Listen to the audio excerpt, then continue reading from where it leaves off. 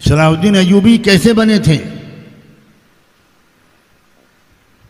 صلاح الدین ایوبی اس مقام تک پہنچے کیسے تھے؟ کس ماں کی اولاد تھے وہ؟ ایک گورنر تھے، انہوں نے ایک بڑے اہم شخص سے یہ کہا کہ بھئی تم شادی کیوں نہیں کرتے؟ تمہاری عمر ہو گئی شادی کرنے کی، تم کرتے کیوں نہیں؟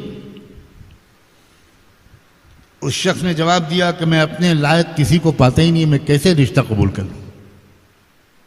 انہوں نے کہا تم کیا چاہتے کیا ہو؟ میں وزیر اعظم کی بیٹی کو تمہارا رشتہ بھیج دوں؟ وہ تو تمہارے لیے تمہارے مقام کے مطابق ہوں گی؟ ان کا نہیں، بالکل نہیں۔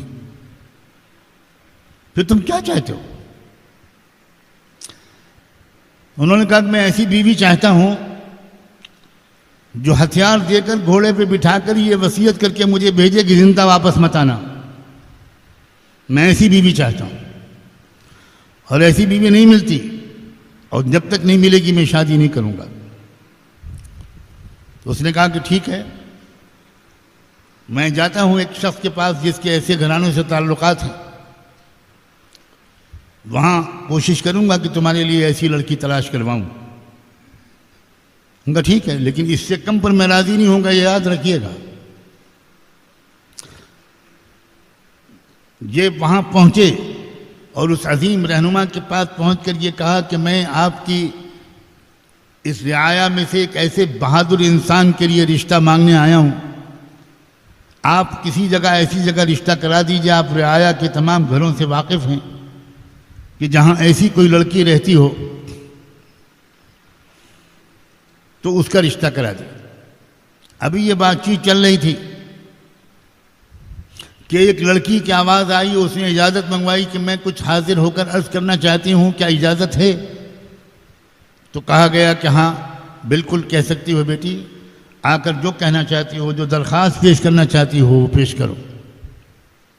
اس لڑکی نے آ کر کہا کہ عالی پناہ، میں آپ سے ایک درخواست لے کر آئی ہوں کہ گھر والے میرے رشتے کو تلاش کر رہے ہیں، آپ کے تعلقات اور نظر پورے قوم پر ہے، اللہ کے واسطے میرا رشتہ ایسی جگہ کرا دیجئے، ایسا شوہر مجھے دلوا دیجئے جس کو میں ہتھیار دے کر گھوڑا تیار کر کے سواری پر بٹھا کر اور اس سے کہوں کہ میرے سرتاج جاؤ اور خدا کے واسطے اس جہاد میں جا کر اس طرح حصہ لینا کہ زندہ واپس مت آنا، جنت میں انشاءاللہ ہم تم ہمیشہ ساتھ رہیں گے، ایسی جگہ رشتہ کرا دیجئے۔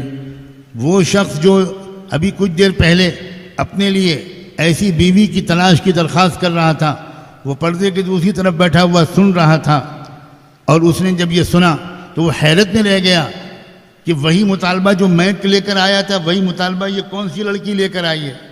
یہ تو الفاظ بھی ملتے جلتے بول رہی ہے، وہی کچھ کہہ رہی ہے، یہ ہے کیا معاملہ؟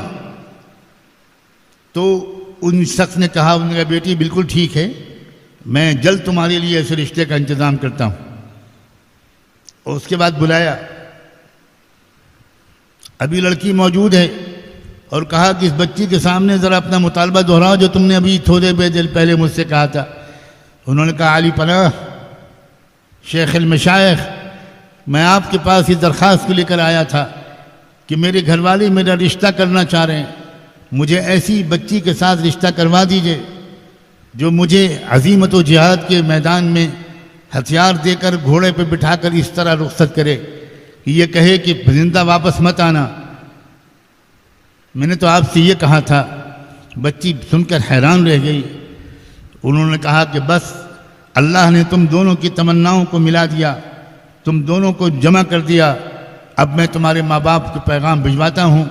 چنانچہ انہی دونوں کا رشتہ ہوا، اور انہی دونوں سے جو بیٹا پیدا ہوا اس کا نام تھا صلاح الدین ایوبی۔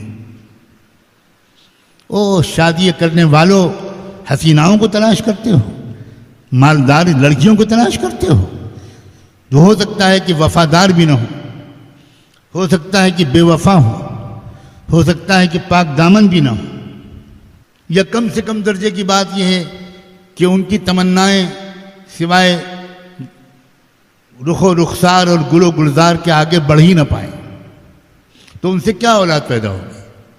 ویسی ہی اولادیں پیدا ہوں گی جیسی آج پیدا ہو رہی، نافرمان، باغی، سرکش،